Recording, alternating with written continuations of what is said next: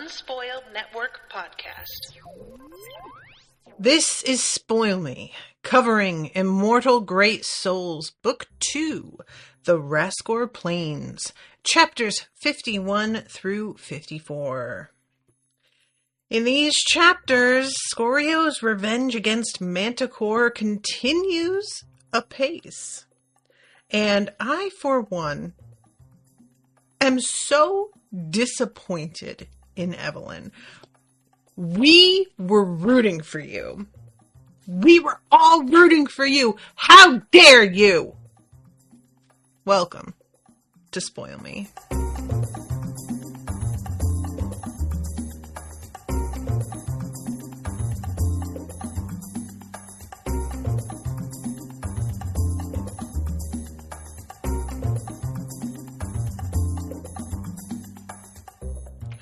Welcome to the show, everyone. I am Natasha. Thank you very much to Dan for commissioning this episode.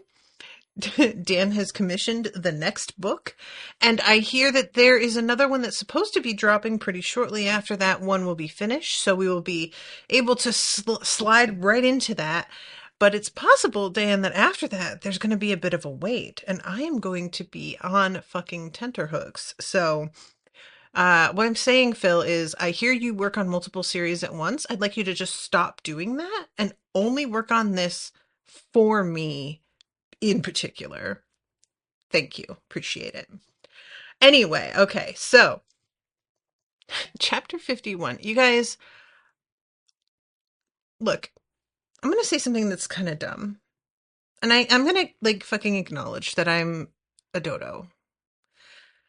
I don't like to admit how often I forget that people get reincarnated in this, because the whole point is that is how this works. But I do. So it never occurred to me that there is slightly less danger with Lianchi and Leonis being killed because they can come back. Now, I am fully aware can come back and usually come back that quickly. That's not really a thing, usually, right? As far as I am aware, a person dying and returning within the same lifetime as a person who knew them is almost never happens. I could be totally wrong about this. It also could be possible that Leonshi and Liana's... Leonshi. Did you hear me? I don't hate it. Actually, that's kind of a great ship name, even though I believe Lianchi is gay.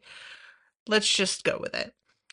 Even though they, we have the witnessing of their death by Naomi, and I believe her. I don't think she's lying.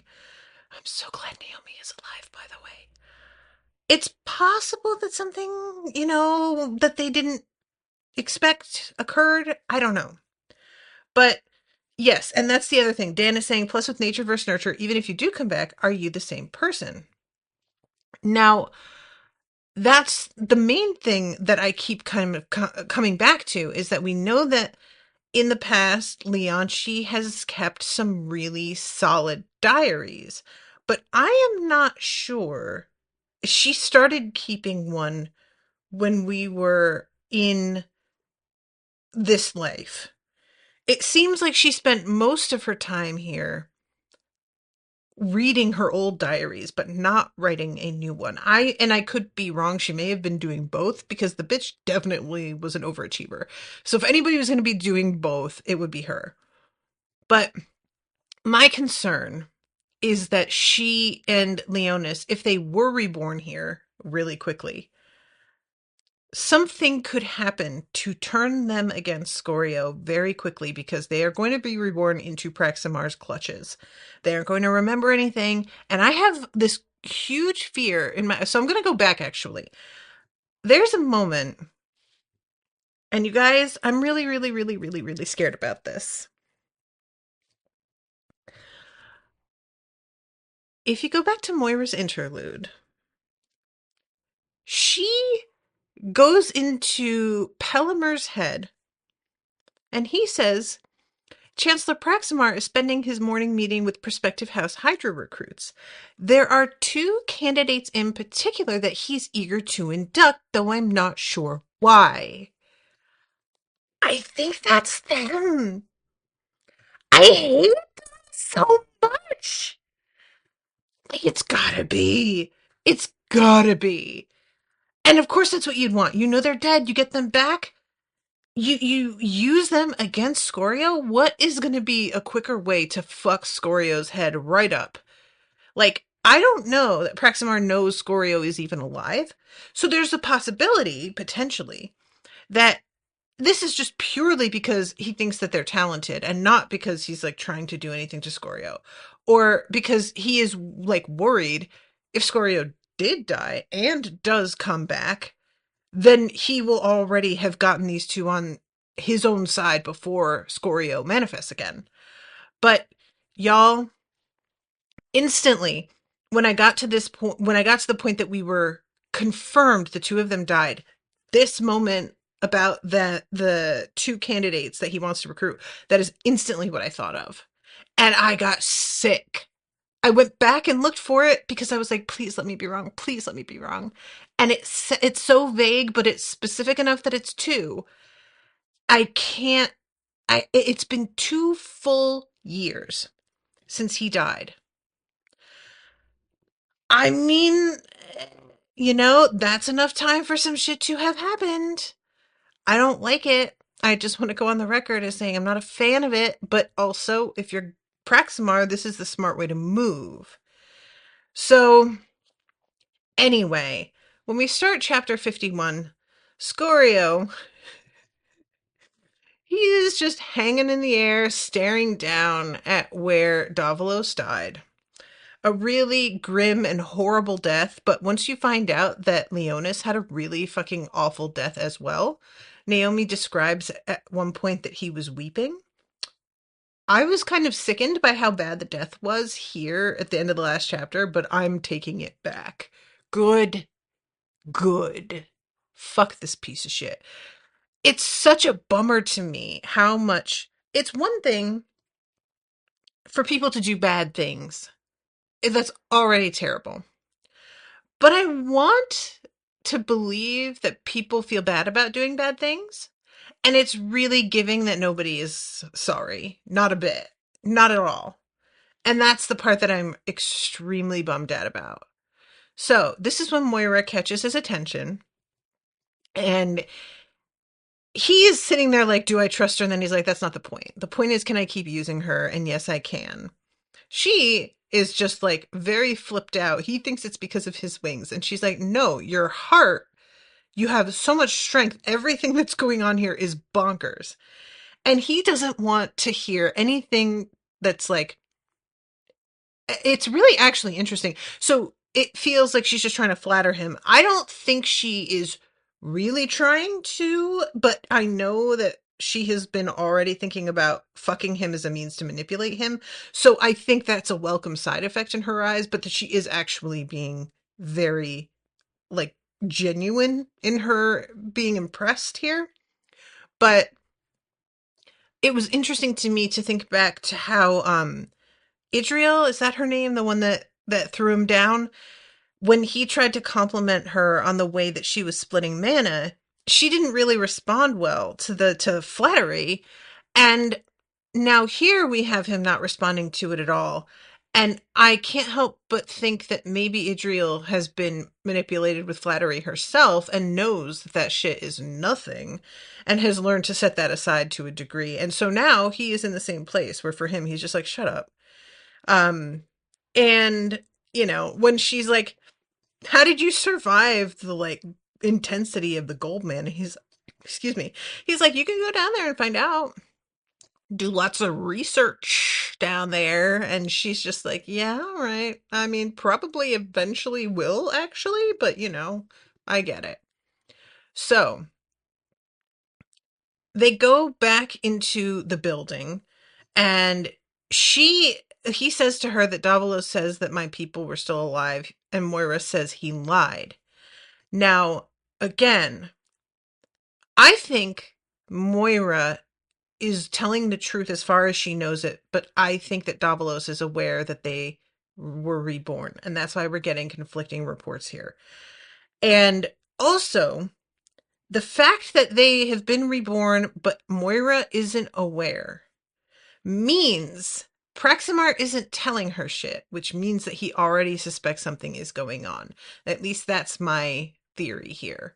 Like, I just can't imagine why they this wouldn't have been communicated to her unless they're just not really in communication the way that they have been. Um and the person that she spoke to didn't know who Leonis and Leonshi were. So is he being kept out of the loop in particular, and that's why like Moira isn't finding out? Or is this not being communicated to almost anybody? Is it sort of a need to know? I'm not sure how many people really knew who Scorio's companions were, and by name, you know what I mean? So it's difficult for me to tell like how much of this is information being hidden and how much of it is that the two of them were not maybe as attention grabby as Scorio, and so they aren't as memorable. um so Moira drops Scorio off in her apartments, and it's got a real like vibe to it. It's like kind of a turn on, but he is really trying to not let this get to him. It's got like, it smells like her, and there's this whole like shower system, but he feels very strongly that if he goes and showers, she is going to come back and catch him naked and try to make him uncomfortable with that. And so he decides not to shower, which I think he is correct about what she would attempt to do and wrongfoot him. But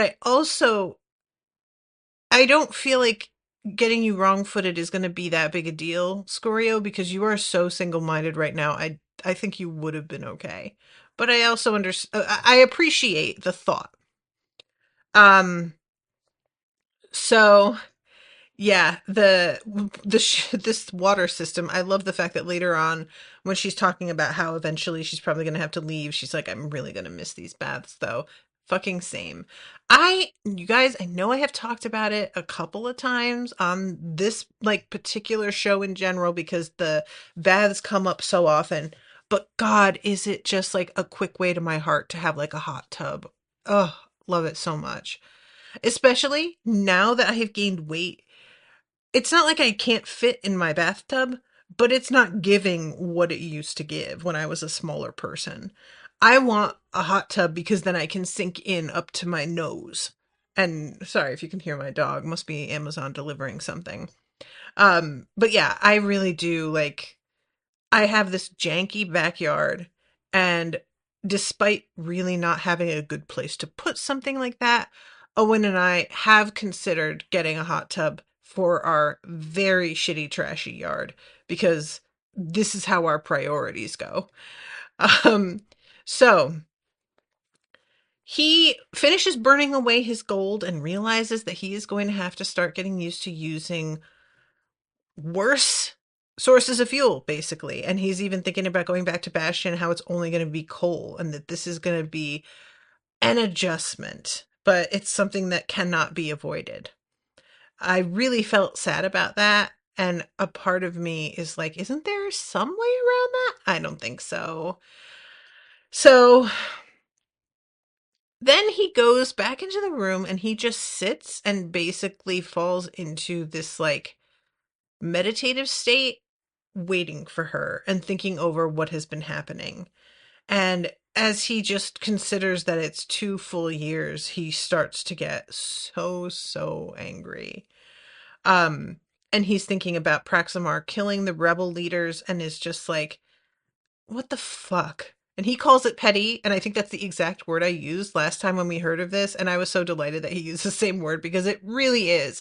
That is just some bitch shit. Like, Praximar is a bitch. He is, though. I hate him so much. Ugh, he's so gross. So, he is thinking here. He'd only been able to take down a dread blaze with the help of a pyre lady, gold mana, and enormous surprise. So how would he ever hope to defeat an actual pyre lord?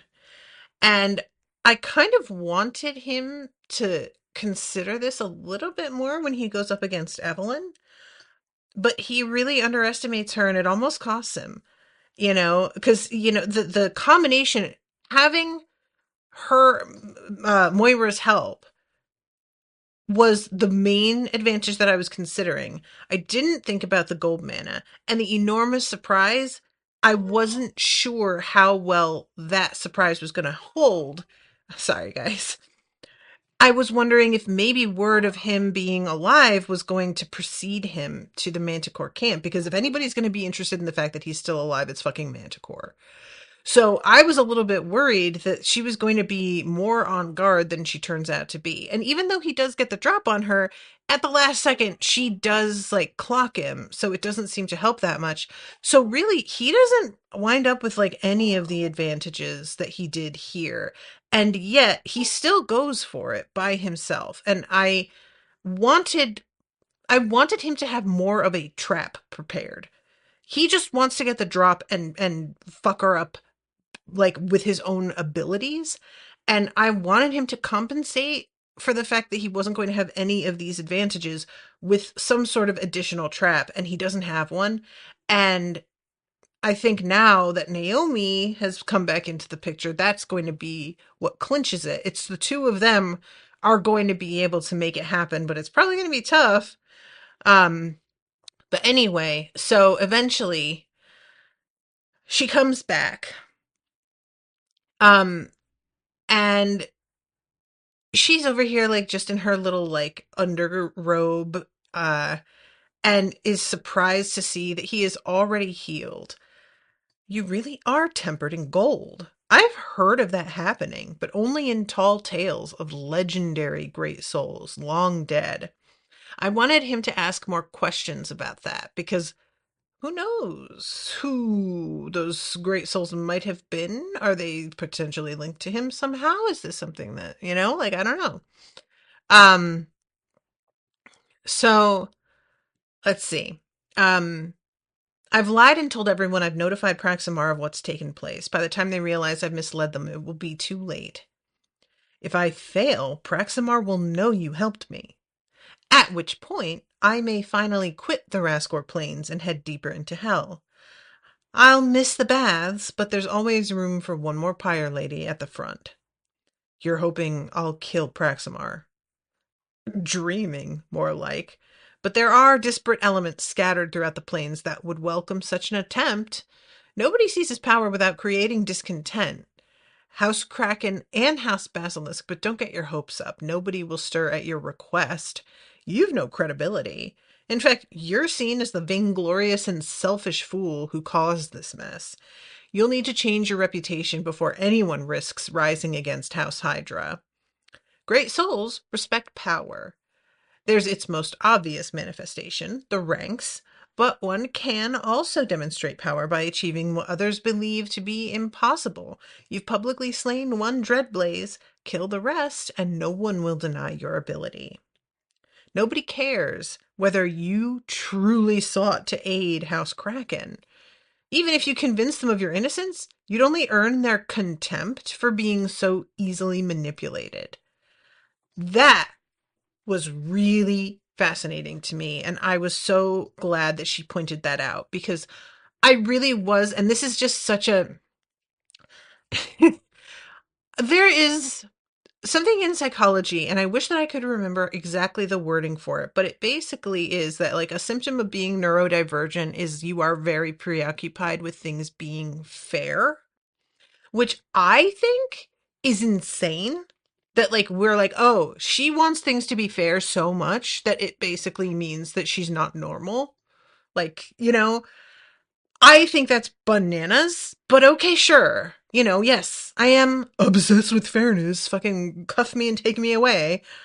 And so my instinct in this situation would definitely be to clear my name, to make it like everybody knows, they have to know that I didn't do what they said I did. And for her to be like, that's not the problem. They think you're a piece of shit. But if you are like, no, I just like walked into it because I didn't realize, even though there were a million clues along the way, they will just think, what a pathetic loser. And it'll be even worse. And I was like, oh no. I just really felt sad because that's genuinely what the world tends to be like. And and especially when it comes to like people in power, it's so rarely are they morally correct. It's mostly can they do things that other people can't do. And that really is, whether it's for money or not, it doesn't matter. So anyway, um and she tells him flat out, I'll be honest, I don't think you can do it. You had my assistance and incredible good luck in defeating Davalos, but Damien, Idriel, and Simeon, Evelyn, you might defeat one more, but luck will only carry you so far. And he's just like, I don't fucking care what you think. What can you do for me? So she basically tells him, you're going to be able to steal the sloop with my help. Davalos isn't here. And it can achieve some speed. It's a 3-day trip for a full crew. You should be able to make it 5. 3 sounds about right. For a moment, Moira looked as though she'd laugh, but then she grew solemn. You're serious? What did happen to you below? It's a Pyre Lord ability to disperse vortices that automate the collection of mana. You didn't. No, you can't have. And he just doesn't answer her. Now, I'm not sure how much control over that he has, like, really. It seems like once we see him on the sloop, he has pretty good command of that overall. So, yeah, I'm pretty sure he's on the advanced level on that. Um, so Damien's location is mobile. And Evelyn is still at the chasm. And she is able to like show him generally where Damien's island is on this map. Um, the greatest attention had been paid to the 8 islands that floated about the Golden Circuit. They were meticulously depicted and ranged in size from a conglomeration the size of 3 of the other islands joined together to a single dagger of rock like a great tooth, a tower perched on its top. This one is gone, said Moira, tapping on the second largest island. The genesis of the fiery shoals. The rest remained trapped in their endless orbit. Damien claimed the old castle on Azareth, the third largest.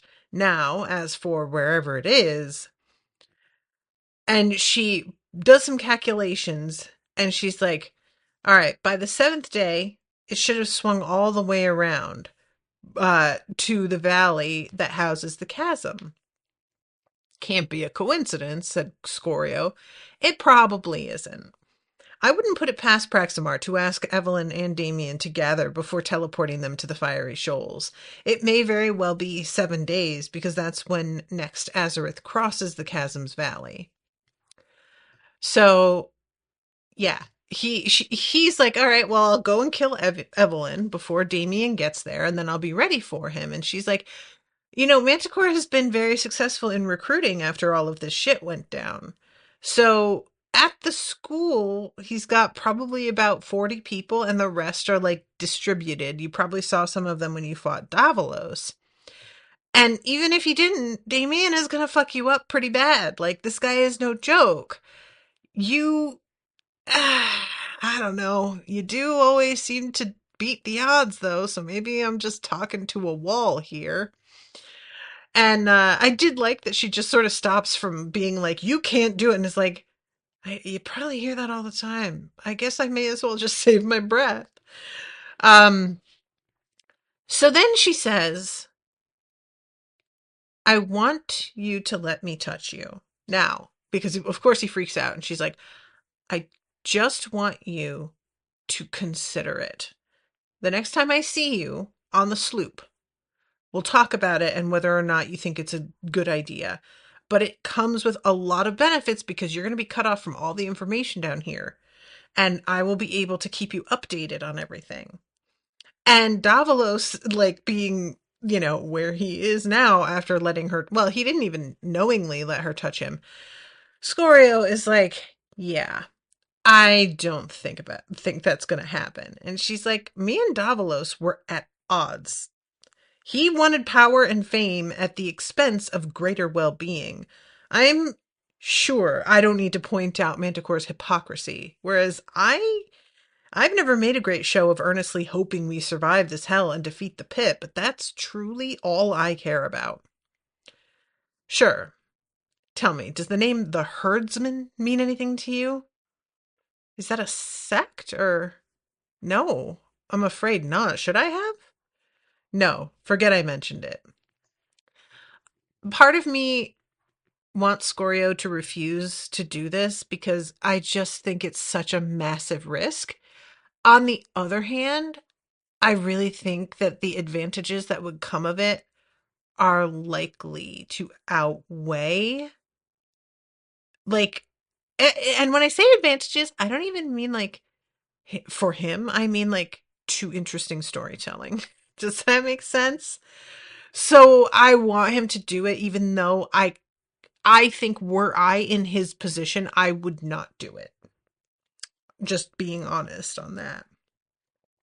Um, and she then brings up Ravenna and how she is going to, use her as an intermediary to contact him or for him to contact Moira. She wants to escape all of this bullshit. And she has like weirdly shot up the ranks because she doesn't give a fuck about her house's politics, which means that she's just, which I think is so fascinating and I really want to know more about it. But I like this bringing back of Ravenna because I did like her. And the whole situation with her, I wanted to believe that it was what she said it was. Once she like seemed to confess everything, I was like, it's possible that the confession is also bullshit, that she's just like setting him up. But I really wanted to believe it. And honestly, her coming back into things is fun. And I'm looking forward to seeing her again. Um, so let's see. She'll be able to orient you to the realities of the city if you get that far. For now, I'll see to the sloop's removal myself. See that crest there? Beyond it is a small valley composed of a series of descending ledges. Wait till the next night cycle and fly out to it. I'll bring the sloop over the next sun cycle after. Dan is chatting. I didn't even see. There's some major catharsis in this section when you learn how shitty Manticore was after the betrayal. Ooh, yeah, we'll talk. Anything that doesn't really involve killing a motherfucker, not really on Scorio's mind right now. True enough. You gotta love a well executed time skip. It opens up so many storytelling opportunities. Yeah, and that is actually something that I haven't touched on. But you guys, it's so it's such a tricky thing, man. There have been a few times where there has been a time jump in stories, whether it's on TV or in a book, and I have just really checked out. Like it can just feel very, very much sometimes like a writer didn't know what to do. And they just decided that they needed to like freshen things up kind of abruptly. And so they do a time jump because they have reached a place where things have gotten a little stale and they need to inject life into it. And that's a quick, easy, but in my opinion, somewhat lazy way to do it. And it can still be like carried off well, but my instinct a lot of the time is to be kind of like, oh boy. But the way that this time skip worked with the fact that we were with Scorio and he was out of time. So the time was passing, but we were watching something that was going on while it passed. It makes it feel really different. It's sort of like a Rip Van Winkle kind of thing. And so coming back and finding things having moved along the way that they have changes it and makes it feel a lot more like there was much more of a plan and more of a point to it all. And that there was like very specific reasoning for all of this happening the way it did. So Scorio stood at the sloop's wheel for 21 fleeting Sunday cycles without rest. The craft was alive beneath his feet. And he is sitting here like learning how to keep this like mana stream going. Um While running in the ruins, he'd strained to simply be aware of the seams of coal. While walking through the ash belt, he'd fought to just walk with a saturated heart. Whatever he walked into, he accepted as inevitable, unremarkable. But now he strained his senses forward and sought to divine into what waters his whale ship sailed. Copper was ubiquitous, buoyant, and lively, 1,000 streaming eels of brazen metal endlessly interweaving and making its way north toward Bastion, only to part and reveal a mesa of iron that would violently thrust the sloop toward the sky, or a depression of coal into which his craft would suddenly dive. Worse was when the mana grew discombobulated, copper streaming through seams in the iron, coal pitting the mast so the sloop jigged and rose, dropped roughly, and veered. It was a balancing game. At first his impatience had caused him to go as fast as he could, only to slam into discordant mana banks again and again. But he was up to the task. His heart was indomitable. Scorio learned to disassociate speed from the smoothness of his passage. His heart hung in his mind's eye, a great and glossy sphere of the purest jet, burning endlessly with ghostly iron flames. When the sailing was smooth, Scorio would divert mana into the compression tanks. These greedily absorbed the concentrated streams in a manner wholly unnatural. However they'd been crafted, it was clear their design had optimized their ability to soak mana as much as any heart. When the going got rough, Scorio would tap the tanks. At first his instinct was to simply rise above whatever rough patch she'd sailed into, but soon he realized he had to scan above and below before making a decision. He once released iron to climb over a patch of coal, only to rise into an even denser coal bank which had pushed down on the sloop like a leaden hand. From then on, Scorio checked above and below. Sometimes it was better to dive, sometimes to dive and veer or bank. The more he sailed, the more aware he became of the skies as three-dimensional chessboards with optimum avenues of avoiding turbulence, occasionally demanding that he rise, then bank, then drop, then turn, following wormholes through the roiling clouds. It kept him busy at first, but somewhere along the way it began to feel rote. And his mind starts to wander, and he's just looking through all of his thoughts and memories and going through some of the things that, he has been through in his life.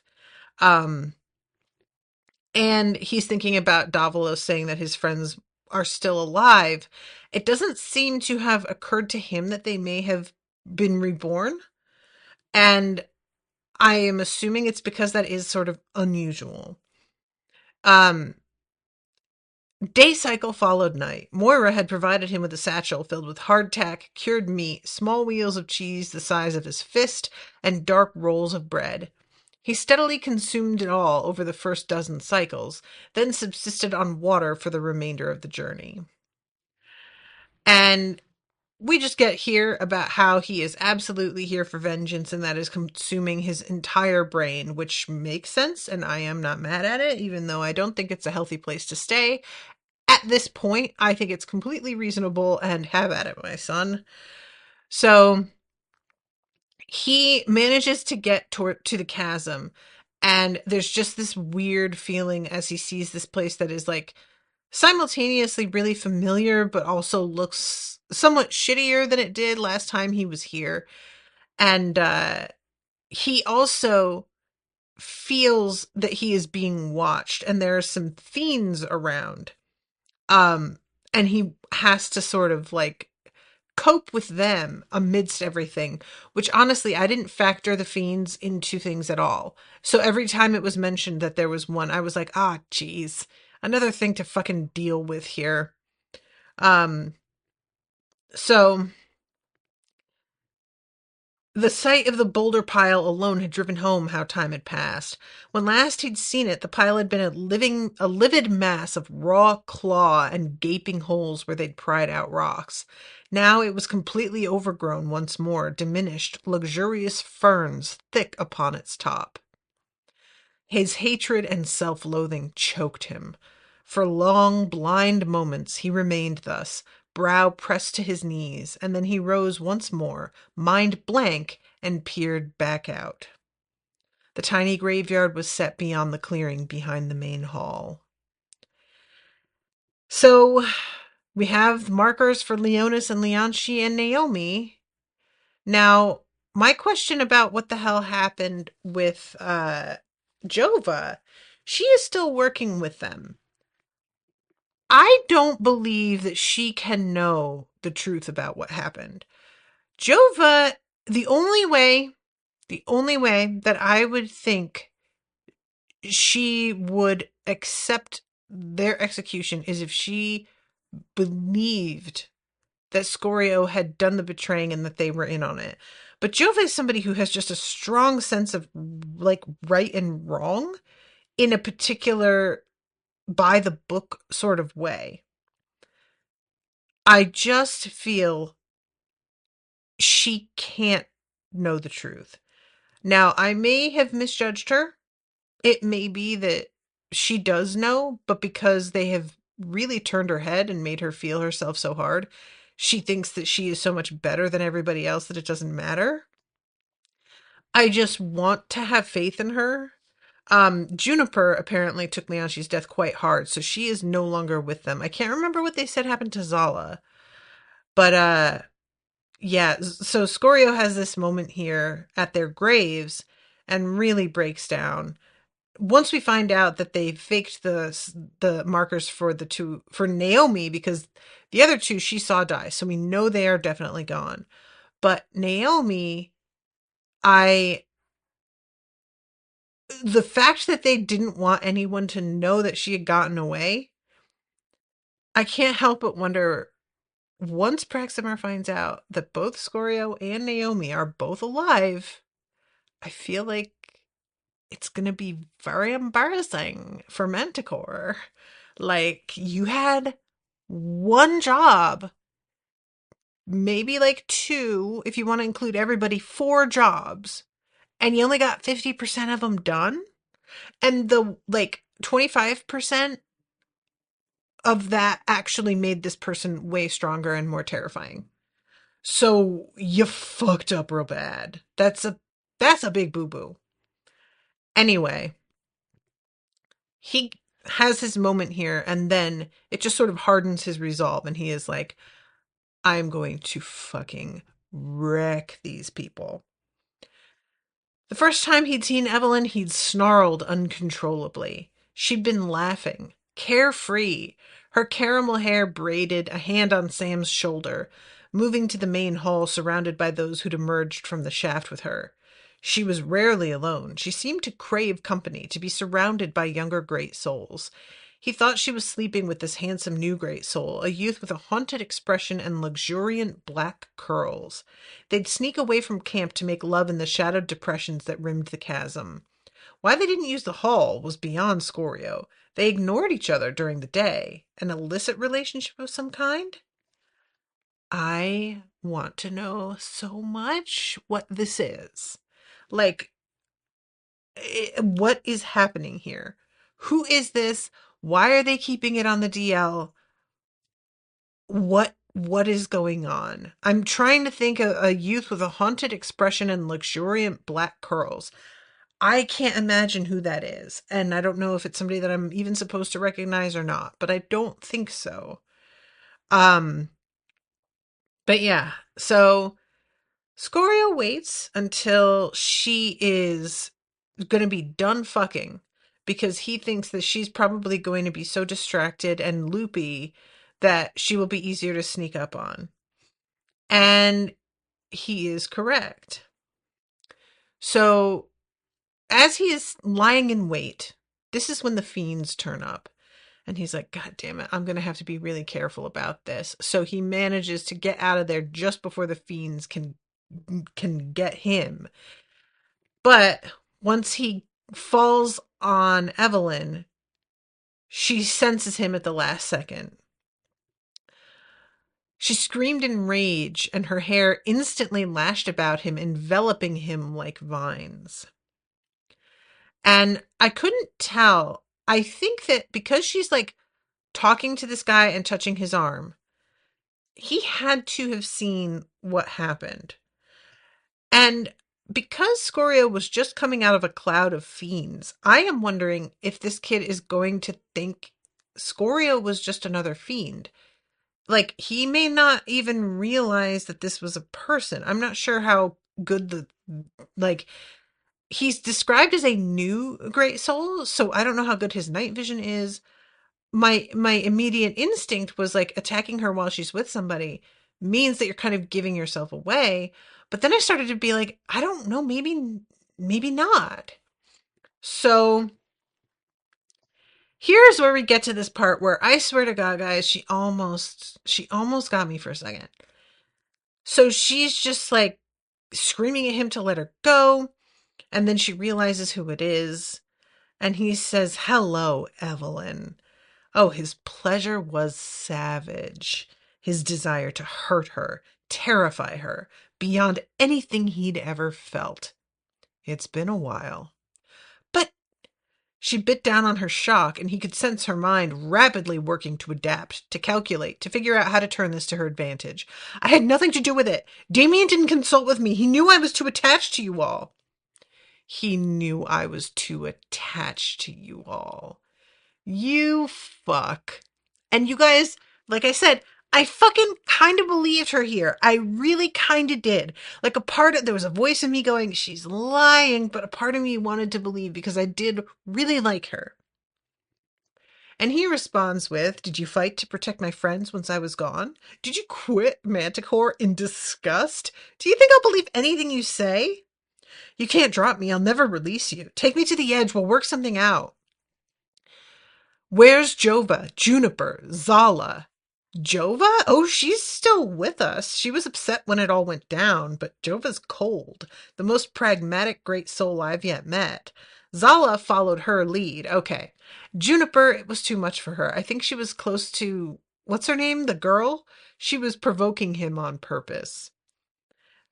So, the fact that Juniper is also out there on her own, that's a nice little chink that we could potentially like drive a wedge into and get her on our side. Like the fact that Zala went with Jova is not surprising because Zala was the one who was really defending Jova when she was starting to get such a big head. What I'm hoping is if they're able to track Juniper down and convince her of the truth, that she will be able to approach Jova and get through to her on their behalf. But I really don't know if that's possible with the way Jova has been. And I don't know that we want to do that. Like, it's all very messy right now, so I don't know. So he tries using his command on her, and she is able to resist it. And he's trying to cut through her hair, but she is able to like regrow her hair so quickly. It's starting to like become clear to him, I don't think I can actually beat her. Oh my God, I think that I have fucked this up. Meanwhile, she's talking about how impressed she is that, I don't know what you did while you were gone, but you have definitely grown a lot stronger. He begins to fly down into the chasm at this point. And, she's still yelling, I wasn't part of it. I didn't know. The effulgence in the depths growing bright, a subtle emerald green, a heart of rich and wondrous blue, hints of crimson. Evelyn screamed in rage and flung out her hair, great lassos of coiling caramel that whipped around them. Her range was impressive. A braided rope lashed around a crane, went taut, and slammed them to a stop. Bronze. It was rich and glorious, and Scorio immediately set about replacing his iron. He sensed Evelyn doing the same, her hair strengthening its grip about him.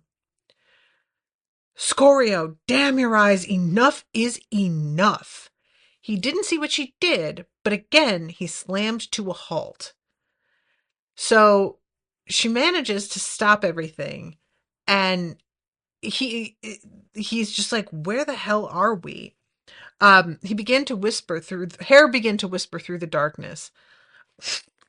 I just had a fly literally go up my nose. You guys, the indignities that I suffer on camera cannot be overstated. Okay. Oh, Scorio. Evelyn's whisper was husky. I applaud your attempt, but you should have never dared to raise your hand against me.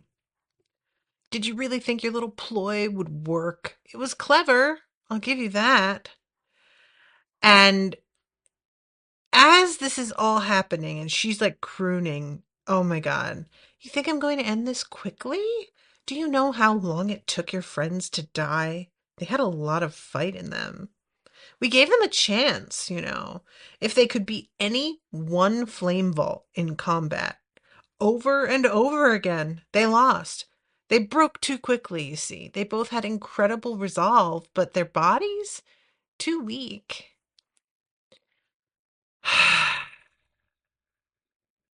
She calls him a piece of filth. Your death is going to be horrific. I'll make you beg like your friends did. So, as this is all going, he's trying to fight back. It's never working, and she keeps like taking moments to just mock him.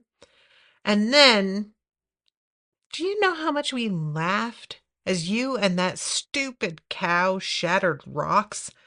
Those endless months of wasting your time. But you tried so hard. Yes, you did. You really worked, didn't you? But for what? Nothing. Your heart is impressive. You've used your time wisely. The old Scoria would have been gasping for breath by now. What a waste. And then his gasps began to emerge as pants of fog. The air had suddenly grown chill. Scorio stilled, confused. This wasn't part of Evelyn's power set, was it?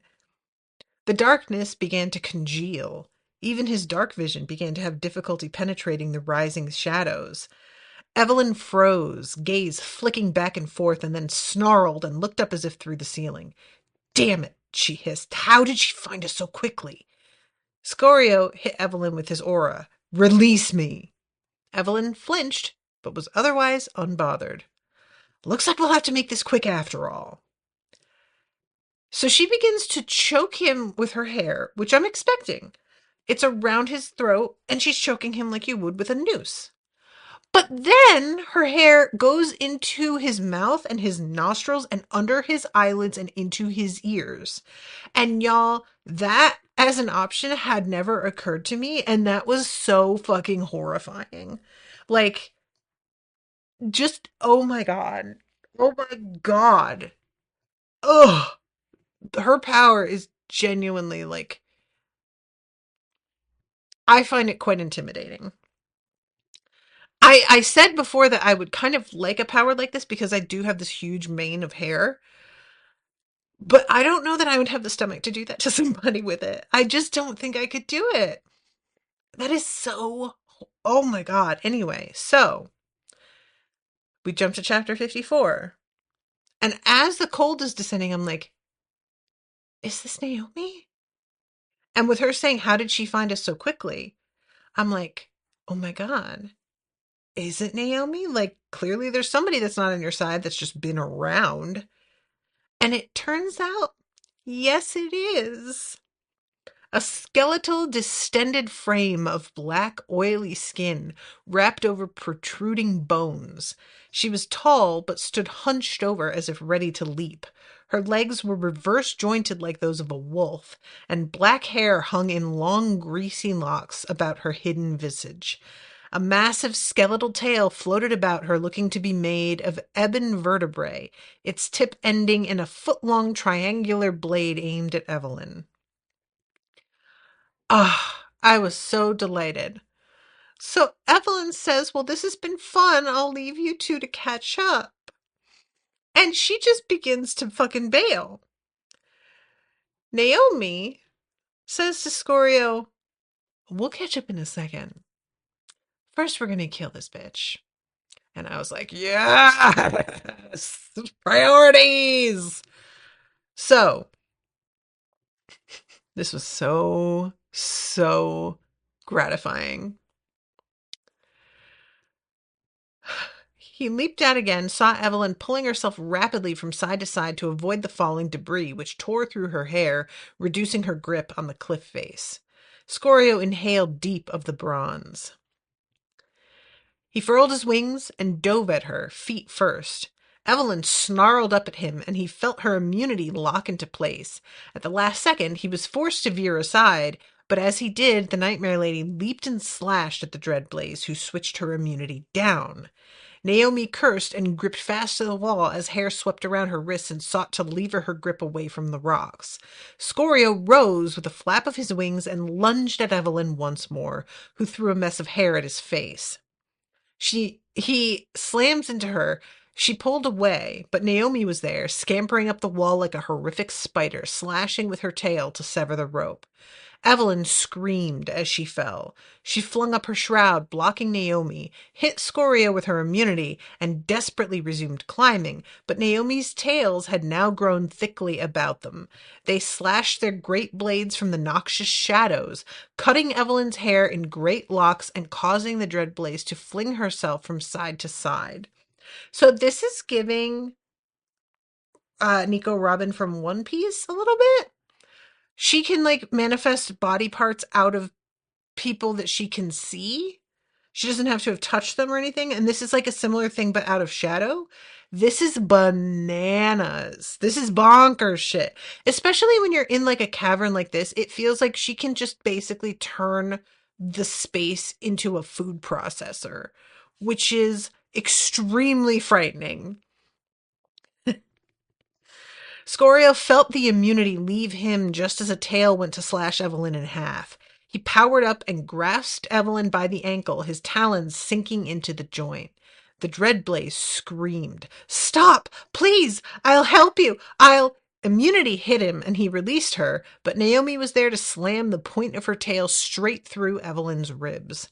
Immunity left him as a shroud materialized in its place. Scorio snarled and slammed his talons into it again and again until it shattered. Naomi had withdrawn her tail, circled above Evelyn so that she clung head down, eyes burning bright. "Stop!" Evelyn was sobbing. "It's not fair. I can help you. I never wanted any of this to happen. Please." Scorio slashed a great wound down the back of Evelyn's thigh. Naomi slammed her blade into the woman's neck when immunity left her, and for a moment the Dreadblaze hung there, eyes wide, held in place by the last of her hair. Then all of it lost animation, and she fell. Scorio pivoted to let her drop past him, and watched as she fell, hair a shimmering banner trailing after, turning slowly as she sank into the chasm's depths and was gone. I'll tell you right now, if this bitch is still alive, I will be so angry.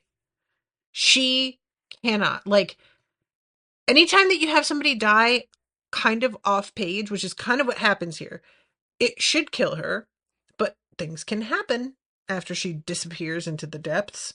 You know, God knows it worked with Scorio. He was protected, weirdly. But still, I really hope that she's actually really genuinely dead. So this is when Naomi kind of has a breakdown. And she just keeps saying, "You're dead. You're dead." And he's trying to tell her it's me. And she's just like basically pounding on him with her fist because she's freaking out. And then she starts to calm down and just like collapses into him. And he says, "Leonis Leonshi." And she just shakes her head. "How'd you do it?" "I jumped, fell into one of the old buildings at the iron level." "That had to hurt." "It did. They said you were dead." "They did their best to kill me." And Scorio told her everything. "That's what the cup really does," said Naomi dully. "It was a lie. That it's a miniature crucible? It just drains mana. It's a defensive artifact." "Oh, makes sense." He told her about the crucible, Idriel's prism. tried to put into words what he'd been through, but found his throat constricting. Now, I am very interested in the fact that when this cup was activated, Scorio was the only one who could do jack shit because he was so used to working without mana from his time doing manual labor. And I'm really wondering if Naomi is also going to be like, if there's a in the future going to be an opportunity to use it again, with the two of them being at an advantage due to that time. Um, but this is all just me sort of theorizing. So then they talk a little longer. He tells her about Davalos, and she is so pleased. He was the one who killed Leonis. Leonshi and I were forced to watch. It was not a good death, Scorio. I tried to break free to help, but I swore I'd avenge you all. I swore I'd not leave the chasm till I could kill each and every one of them. When I recovered from my fall, I realized I had nowhere else to go. My legs were broken anyway. So I dug myself into the deepest crack I could find. They searched for me for weeks, decided I must have fallen all the way down. I waited, I healed, then I realized that I was an empty vessel. All that desaturation had left me primed. I crawled down to bronze. You were an emberling. I didn't say it didn't hurt, but I just lay there. It felt like a fever dream. But my desire for vengeance gave me purpose, made my old grievances feel petty. So I let them go. And that's when I made Tombspark and healed. My new power allows me to pass from shadow to shadow. It made it easy to descend to where the silver was. It was all I could bear. I took sips. It felt like drinking fire. But the pain was good. It was all I felt for a while. I only dared ignite with silver, but occasionally I'd climb up to spy on the camp, to listen in, enough to be sure our enemies were still there, to refuel my hate. Then I'd drop. I learned how to get around, how to best use my shadow step, not using the obvious ways Manticore prefers, secret ways, hidden ways. I learned to avoid the most dangerous fiends. They learned to respect me as I hunted them one by one. It was hard. There were times when I would grow weak, but then I'd think of you, of Leonis crying, and I'd promise myself over and over again that I'd not end it till Scoria reached out and took her hand. I understand. A single sob tore itself free, and she ducked her chin. There's 4 left, said Naomi softly. 4? Crush made Dread blaze. I heard them say it. When I made Flame Vault, I decided to leave the chasm and start hunting. I was about to begin. I swear I was. And Evelyn said Jova's with them. Naomi's anger curdled the air. She is. Scorio squeezed her against him. We'll make them pay, all of them. All of them, whispered Naomi. And in her, Scorio knew that he'd found a friend with the same endless capacity for rage and hatred. Aww.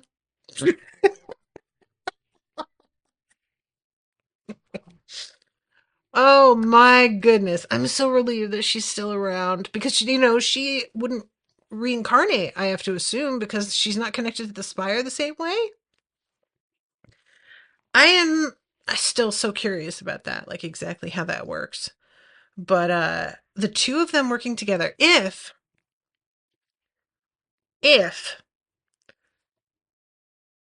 oh God, you know what I just thought of? Okay, so remember when earlier I was saying that Evelyn, her lover, saw Scorio? And I was like, maybe he didn't clock that it was Scorio because he just flew out of a tree that was full of fiends and it was really sudden, and maybe he mistook Scorio for a fiend. I just realized now, if this dude is actually with somebody else and he's trying to hide it, maybe even if he did see Scorio, he can't tell people that he was with Evelyn. So this information that Scorio is still alive will remain hidden a little while because he shouldn't have been there to see what happened to her. So he can't tell anybody, which would be kind of great. I would enjoy that.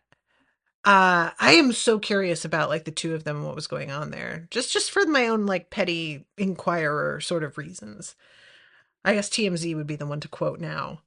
Um, but yeah, this section was so guys, I never expected him to be able to get so much revenge so quickly because two down, I mean, that's pretty significant already. Now, I don't know, Dan, are you familiar with the show Revenge that aired like in the 2000s, I think? Um, it was one of those shows that like had a really great premise, but I think was hampered by the lead not being quite charismatic enough.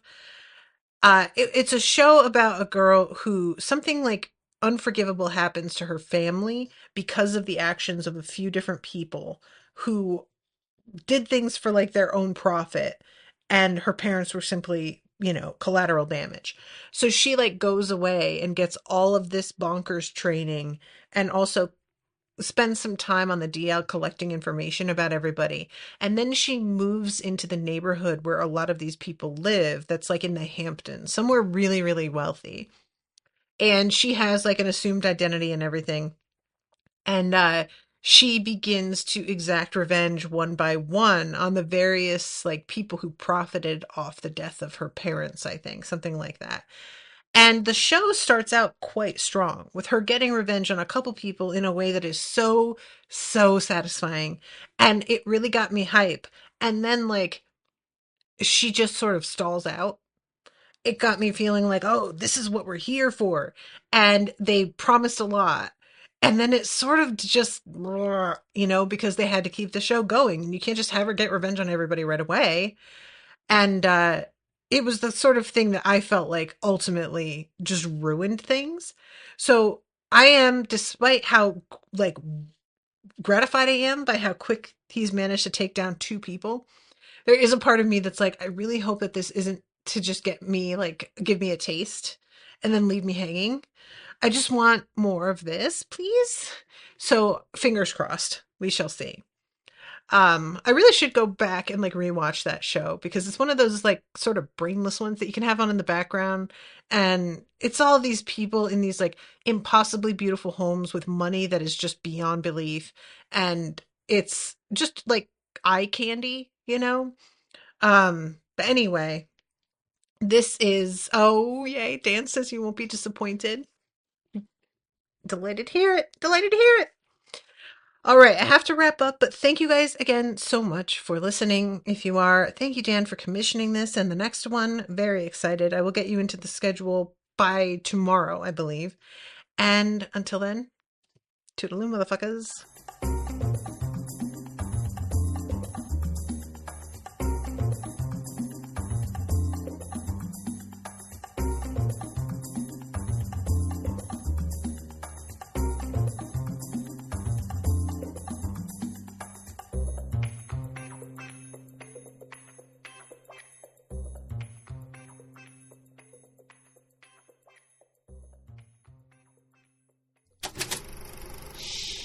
That was an Unspoiled Network podcast.